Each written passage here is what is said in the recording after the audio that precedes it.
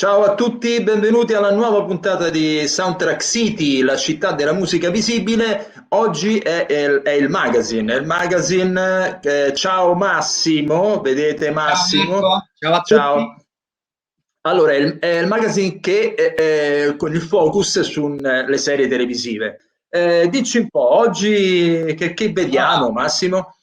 oggi avremo tre new entry e alcuni box set, quindi una puntata bella ricca, più degli interventi, qualcosa come sorpresa sul finire della puntata, e con un ospite speciale, ovviamente.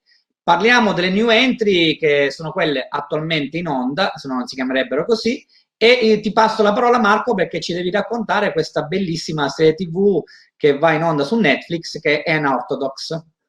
Guarda, allora per cominciare vediamoci subito il trailer anche per entrare dentro appunto questa miniserie.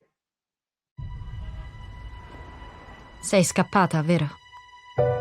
Così sembra che stessi in prigione. Non è Non è vero? vero? No, No. sono andata via senza dire a nessuno dove. Perché sei andato via? Dio forse si aspettava troppo da me. De Schatten hat ungetrunken Amos. Bosfa Bukhariza, Razvigayt Naiming, Geheri, Pertenente studiando Mike. Antracischi. Da dove vengo siamo pieni di regole.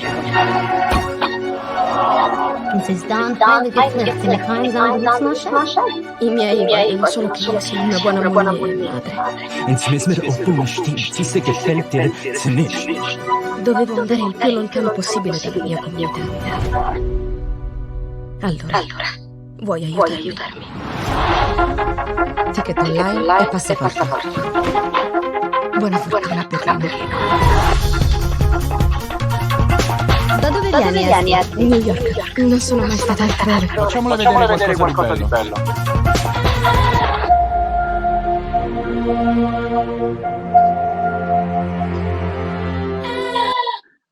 Allora, rieccoci qui. Unorthodox è una serie bellissima, non lo dico solo io, è un successo clamoroso. È una produzione tedesca e si basa in sostanza su un libro che ha scritto l'autrice, che si chiama Deborah Feldman, ed racconta un po' la sua storia, perché è autobiografico, cioè di appartenente, anzi di ex appartenente a una setta ultra religiosa di fede chassidica di New York. La storia, diciamo la trasposizione in serie televisiva, è centrata sulla figura di Esther, interpretata in una maniera eccezionale da Shira Haas, che è questa attrice ma anche cantante minuta, incredibile, che scopre di essere incinta appunto da suo marito, che però non ama, e a un certo punto decide di fuggire da questa setta piuttosto claustrofobica, per andare a Berlino. Quindi è strana questa cosa che c'è New York, molto oscura. E Berlino Esatto. lo è ancora di più. Berlino invece è aperta e inclusiva. A Berlino lei incontrerà la madre e vivrà molte delle scene del film sono ambientate all'interno di un conservatorio, perché questa ragazza amerebbe avere una carriera come musicista, questa giovanissima ragazza, si parla di una ventenne, e quindi cerca di emanciparsi attraverso la musica. Dal punto di vista strettamente musicale, il compositore, che è il parigino Antonio Gambale o Gambalè o Gambail, non lo so, visto che è un cognome italiano ma vive appunto a Parigi, essendo questa la musica è parte integrante della sceneggiatura, in qualche modo, quindi noi vediamo 2 o 3 momenti piuttosto salienti, cioè quando è a New York e quindi all'interno di questa comunità, e quindi si sente molto la musica delle radici, quindi klezmer, musica yiddish, delle tradizioni, dei canti popolari. Poi contemporaneamente però questa ragazza suona musica classica, studia musica classica, e quando viene poi a Berlino partecipa a tutte le attività musicali del conservatorio, ma contemporaneamente la sera esce e va nei locali dove si esibiscono i suoi compagni di conservatorio, dove magari c'è techno, musica ambient, via discorrendo. Quindi questo Gambale è riuscito, questo Anthony Gambale è riuscito a mixare tutti questi diversi generi in una maniera spettacolare, direi. Quindi io consiglio a tutti di vedere questa storia, che comunque è molto toccante e che ha un senso anche dal punto di vista musicale. E quante puntate sono? Allora, se non sbaglio sono 4 puntate, è una miniserie, la trovate su Netflix appunto, e già si sa che non avrà un seguito. I produttori hanno deciso sul fatto, e quando la vedrete la serie lo capirete, che il finale è un finale, non si può continuare e non si può continuare oltre. Forse è meglio così. Sì, ogni tanto è meglio così, ogni tanto è meglio anche che non c'è necessariamente il sequel. Senti, invece tu, Massimo, che cosa ci porti tra le new entry? Vedo 2 titoli. Allora, parliamo prima di Yellowstone con Kevin Costner, un western moderno di cui vediamo il trailer. Non accade niente in questa valle che io non venga a sapere. Nel caso tu non lo sapessi, il paradiso non esiste.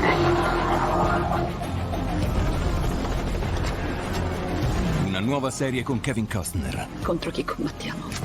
Contro tutti. Yellowstone, dal 13 marzo su Sky. Effettivamente il trailer combattono contro tutti. Sono una famiglia ricchissima con una mega ranch, la famiglia Dutton, e devono combattere contro i proprietari terrieri, le riserve indiane e chi vuole costruire nella loro residenza un parco nazionale. Quindi c'è veramente finito tutti contro tutti in maniera incredibile, anzi tutti contro di loro, e le musiche sono affidate per questo western moderno, ma in realtà nell'andamento molto classicheggiante, perché poi Costner ama il genere western, vedi Balla coi lupi e L'uomo del giorno dopo, che era un film di fantascienza ma di ambientazione western, e le musiche sono affidate a Brian Tyler, che però, a differenza del solito suo genere bombastico, molto adrenalinico, rombante, perché lui è un compositore che ha curato le musiche delle saghe dei Mercenari con Sylvester Stallone, buona parte di Fast and Furious, in questo caso invece decide di optare per una colonna sonora minimalista, molto folk, ovviamente data l'ambientazione, e quasi intimista. Per nulla temi action strani o troppo eccessivi. Ve la consiglio, sono 2 stagioni. Minimalista non vuol dire Philip Glass, è diciamo essenziale. Essenziale. E con questo minimalismo siamo sempre fregati perché esatto. non vuol dire niente, è come parlare della musica indie. Ci vediamo la seconda serie che hai proposto, cioè? Sì, anche sul pacchetto di Disney Plus, appena conclusasi, è la prima serie live action dedicata all'universo di Guerre Stellari su Disney Plus, per l'appunto The Mandalorian. Vediamo il trailer.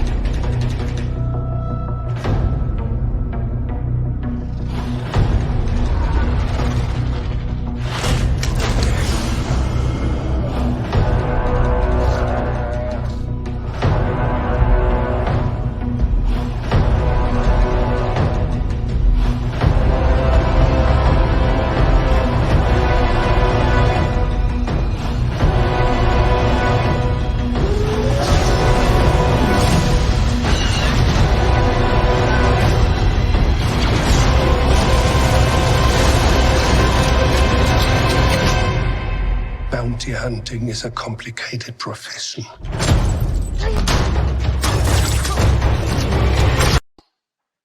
Bene, bella energica, ammazza. Nel momento clou abbiamo stoppato il trailer perché lasciamo tutto di intendere a chi la vedrà. In realtà questa serie è esordito quando è partito online il nuovo canale streaming di Disney Plus per l'appunto, ed è una serie notevole da un punto di vista sia visivo che di trama, forse la cosa migliore degli ultimi anni ideata per l'universo di Guerre Stellari. Diciamo che si pone tra la fine del Ritorno dello Jedi, quindi la vecchia serie classica della trilogia storica originaria, e 25 anni prima che degli accadimenti del Risveglio della Forza, quindi la nuova serie della saga della trilogia sequel di Guerre Stellari.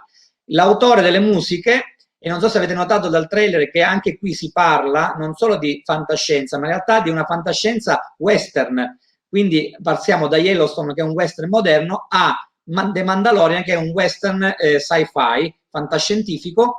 Infatti proprio l'idea degli ideatori della serie, per l'appunto, che sono 8 puntate, è quella di fare un western alla Sergio Leone o alla John Ford, con delle musiche che non richiamino affatto lo stile di John Williams, classico ovviamente del sinfonico della serie, dei film della trilogia storica, ma che si rifaccia un po' allo stile di Ennio Morricone, con però molti elementi sintetici. Infatti, per esempio, molte delle 4 ore di musica scritte per questi 8 episodi da questo compositore svedese Ludwig Göransson, che ha vinto il premio Oscar per Black Panther della saga degli Avengers, è una musica realizzata da lui in studio più 70 elementi di orchestra, ed si usa molto anche gli elementi tipo il fischio o qualcosa che sembra un fischio, quindi molto Morricone, e poi un tema che ricorda tantissimo il Bill Conti della saga di Rocky.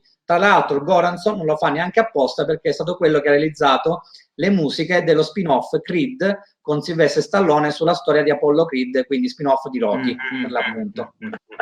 Ed è molto Allora, io direi di concludere questa prima parte di Soundtrack City e andiamo invece sulla rubrica appunto Box Set.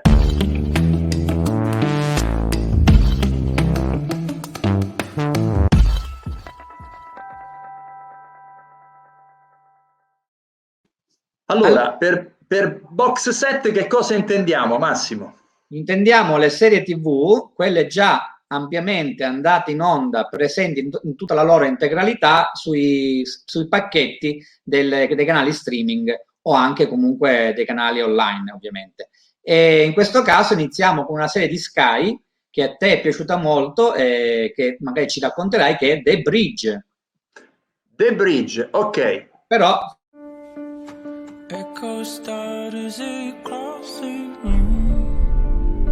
A bridge between two worlds.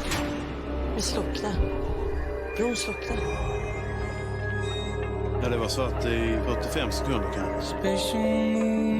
A bridge between good and evil. And between two cops of two nations. Saga Norén, länskrim. Köpenhamns politi. Ligger hon i Sverige eller Danmark? What looks like a single crime. Den ene halvdelen ligger i Sverige, og den anden halvdelen ligger i Danmark. Nærmest elimineret. Turns into high-tech serial killings, threatening all of Scandinavia.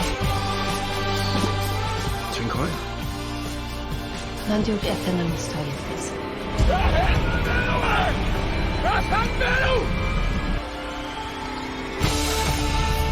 A trained killer on a sinister mission to bring terror to society and bomb democracy as we know it.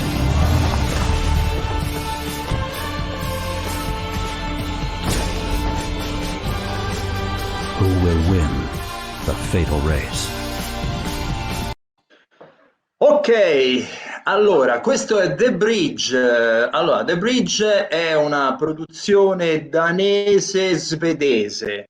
L'ambientazione è appunto questo The Bridge, cioè il ponte che collega Copenaghen a Malmo in Svezia, quindi Danimarca e Svezia.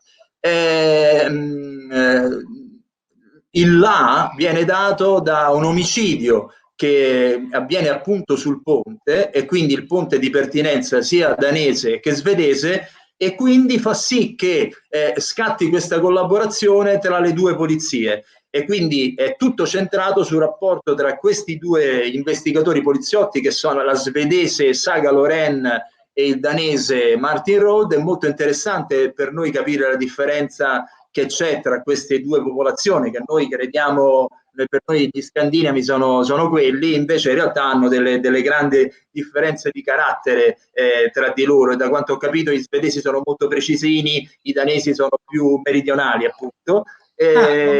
Come francesi e belgi. Sì, una cosa del genere. Quindi la serie dura 4 stagioni, se non vado errato, ma è conclusa, con la quarta stagione non si conclude. Questo trailer si riferiva alla prima stagione. Io ve lo consiglio perché io adoro molto le serie televisive nord europee, scandinave in particolare, con queste atmosfere rarefatte, essenziali.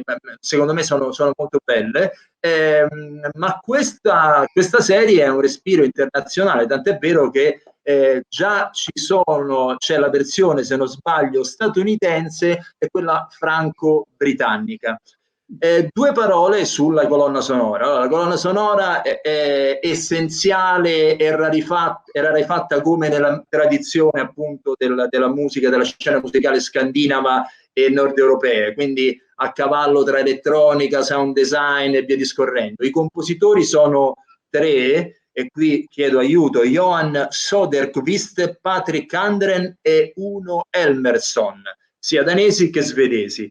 Ma su tutto quanto questo lavoro spicca la canzone originale, la movie song della sigla, che è diventata, che poi sarà il tormentone di tutte e 4 le stagioni, ed è un brano che si chiama Hollow Talk, ed è un brano di un musicista greco-danese, quindi anche lì strano mix, Yannis Noia Makrigiannis, oddio, Yannis Noia Makrigiannis, che pubblica però i suoi brani a nome di un più facile Choir of Young Believers, ovvero il coro dei giovani credenti. Vi assicuro, vedetela perché è una serie veramente fantastica di cui vi innamorerete. Mentre tu ci vai a parlare di una serie fantascientifico-demenziale, ma demenziale, attenzione, non è proprio così, anche se l'apparenza lo potrebbe sembrare, con una colonna sonora stupefacente che si rifà molto alla Golden Age e Silver Age hollywoodiana classica, sinfonismo, grandeur sinfonismo per eccellenza, anche qui, e parliamo di The Orville, vediamo il trailer. Ed, have a seat. I have good news. There's a ship available, the USS Orville. Ever since I was a kid, I have wanted to serve on an exploratory vessel. You're nobody's first choice for this job, but we have 3,000 ships to staff, and we need captains. Can I have one of these mints? Those are marbles. We're giving you one last chance.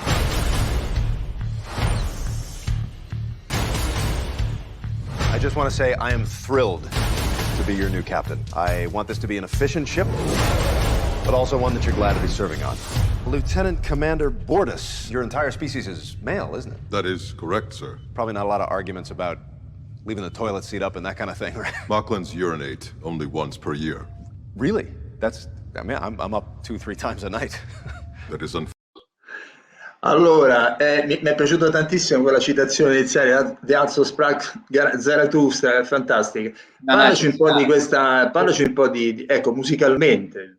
Allora, il trailer, vabbè, usa i classici stili Ennio Morricone alla Zimmer, come è successo anche col trailer del Mandaloriano, però in realtà la colonna sonora è come la serie stessa, che è un omaggio, come avete ben visto, a Star Trek, e poi in realtà in alcune puntate ai confini della realtà, neanche il gioco di parole, ma ci sta, ed è affidata dal suo autore Seth MacFarlane, che è un autore dissacratorio per eccellenza, attore, crooner, lui è un cantante, che è un collezionista di colonne sonore, e ogni film che fa o serie che dirige o che crea vuole dei compositori di musica sinfonica classica americana. In questo caso ha utilizzato 4 autori, uno è il grandissimo Bruce Broughton, che è famoso per le colonne sonore di Piramide di Paura, Silverado e tantissimi classici degli anni 70-80, Lost in Space, e che ha scritto la colonna sonora del Pilot e poi il tema portante, che è molto in stile Star Trek. E poi gli altri autori sono John Debney, Joel McNeely, Andrew Cotti, che si rifanno un po' al tema di Broughton, ma in realtà nella colonna sonora citano pezzi da Alien, da Star Trek, da Guerre Stellari, da tutta la tipologia di film classici della fantascienza, della serialità televisiva. È veramente un bel patchwork incredibile dove andare a scovare come che so, un quiz cinemusicale o in questo caso cine televisivo musicale, quale citazione è stata fatta. E la serie è molto bella, però c'è solo la prima stagione, stanno già curando la seconda, e vi devo dire che tra il serio e il faceto, ma a certe volte ci rimanete veramente di stucco, come il barbatrucco del Barbapapà, perché non vi immaginate quello che succede nella puntata, è veramente notevole. Il CD è uscito, doppio CD della colonna sonora della prima stagione, e lo trovate tranquillamente online. Ok, allora per questa parte della rubrica Box Set è tutto. Noi adesso passiamo alla vetrina colonnesonore.net, che insomma vede qui il direttore che ci parlerà di una, ma vediamo prima un'altra cosa.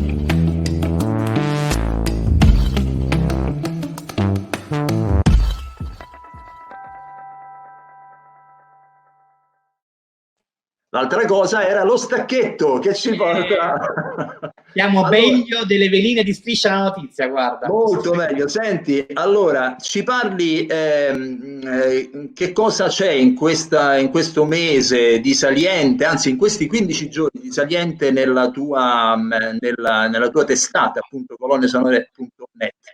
Allora, sulla mia rivista web trovate una bellissima intervista molto molto carina, deliziosa come l'intervistata stessa, a Cecilia Zan, che è di origini cinesi ma di adozione francese, vive a Parigi, e in realtà lei fa avanti e indietro da Parigi a oltreoceano in America, a Los Angeles, perché lei è una delle violoncelliste più famose, delle soliste più famose, utilizzate tantissime colonne sonore, tra cui John Williams, Jerry Goldsmith, James Horner, Alan Silvestri, John Powell, Alexandre Desplat.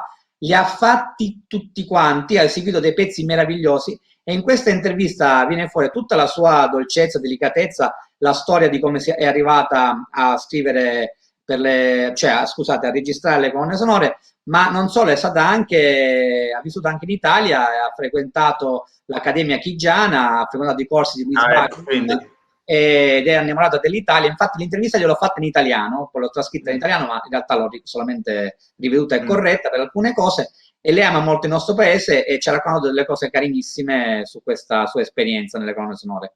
Va benissimo. Un'altra cosa invece che ci introduce adesso all'ospite, ma anche in questo caso colonnesonore.net c'entra, e cioè stiamo parlando di un contest che si chiama Arrangiami, di cui ci parlerà adesso Renato Marengo. Parliamone direttamente con Renato.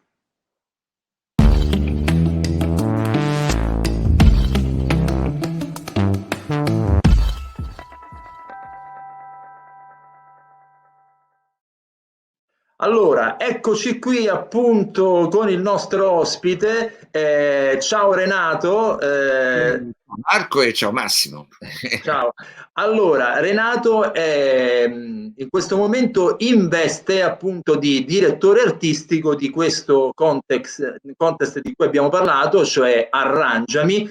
Quindi chi meglio di te, caro Renato, ci può spiegare in che cosa consiste? Tu, come sai benissimo che la nostra platea si compone anche di moltissimi compositori, non solo professionisti, anche giovani che ci guardano con interesse, e quindi questa iniziativa mi sa che cade a fagiolo.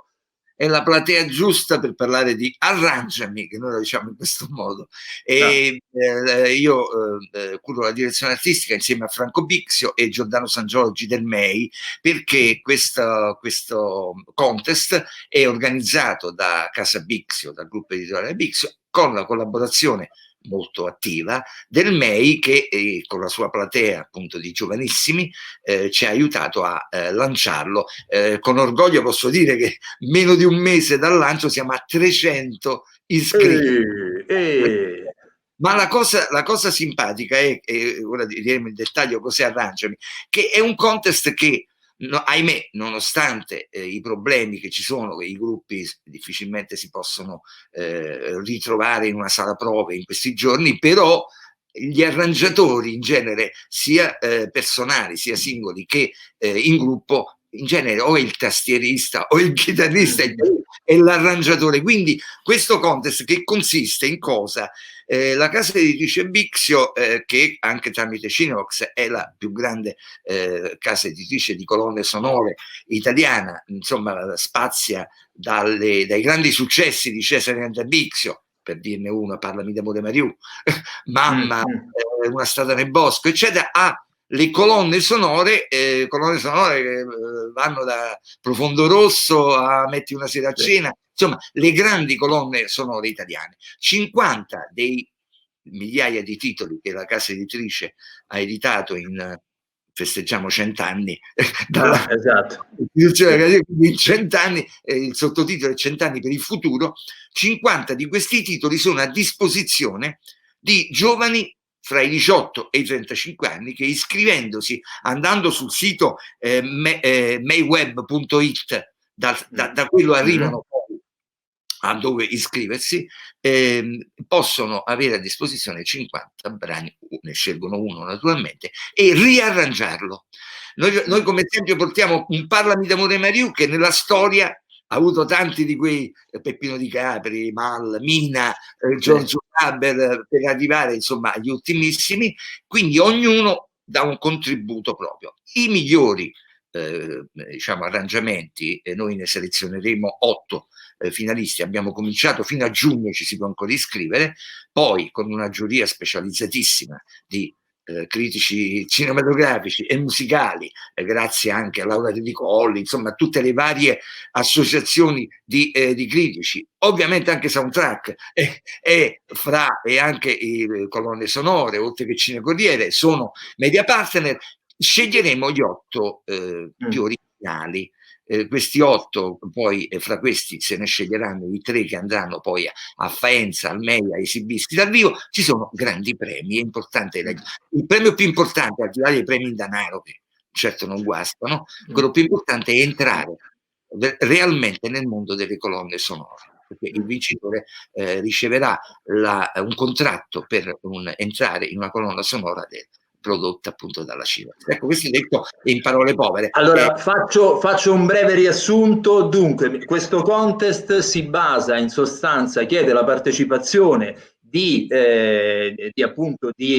compositori, arrangiatori, strumentisti che vogliono reinterpretare alcuni brani del catalogo Bixio, che ricordo che si va da Parlami d'amore come brano, ma poi ci sono brani di Ennio Morricone, di Keith Emerson, di Simonetti, di Rota, cioè 100 anni di musica fanno sì che voglio dire, nel catalogo ci siano tantissime firme della composizione. Ecco, una volta che hanno, correggimi se sbaglio, una volta che hanno reinterpretato, cioè realizzato un file audio della loro reinterpretazione e riarrangiamento, lo devono inviare a MayWeb, dico bene?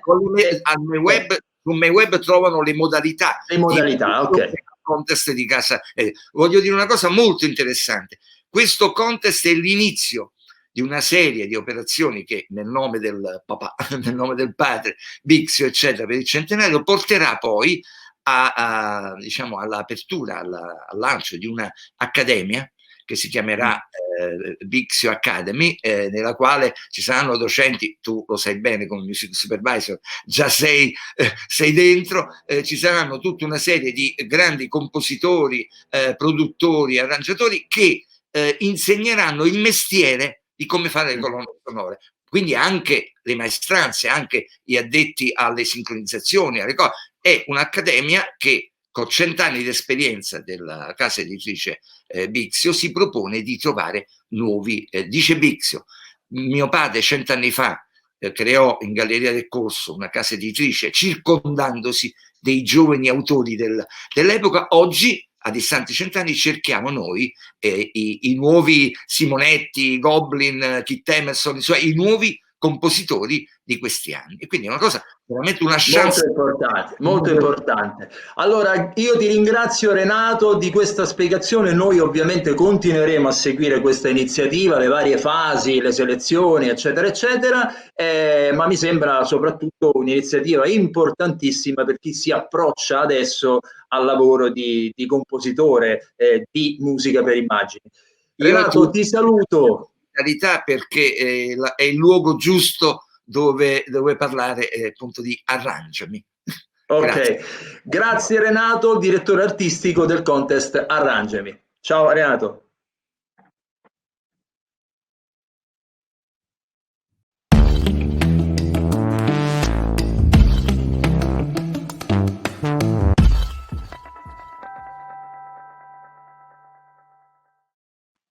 Allora, grazie a Renato di questa sua iniziativa che ha presentato, e noi veniamo all'ultima parte della nostra puntata di Soundtrack City e parliamo di Made in Italy, cioè di serie televisive che sono state prodotte in Italia e che sono attualmente in onda. Di che cosa parliamo adesso, Massimo? Allora, parliamo di una serie che è già andata in onda nel 2018, quando è stata prodotta e messa in onda sulla Rai, ma che verrà riproposta, dato il periodo che ben conosciamo del Covid-19, verrà riproposta su Rai 1 il 24 maggio, ed è una serie crime, si chiama Nero a metà, con Claudia Mendola come protagonista principale, e le musiche composte dal duo De Luca e Forti. Allora, vediamo il trailer e poi parliamo delle musiche. Ok. Salve, sono l'ispettore Guerrieri. Avete mai visto questo? Andate via!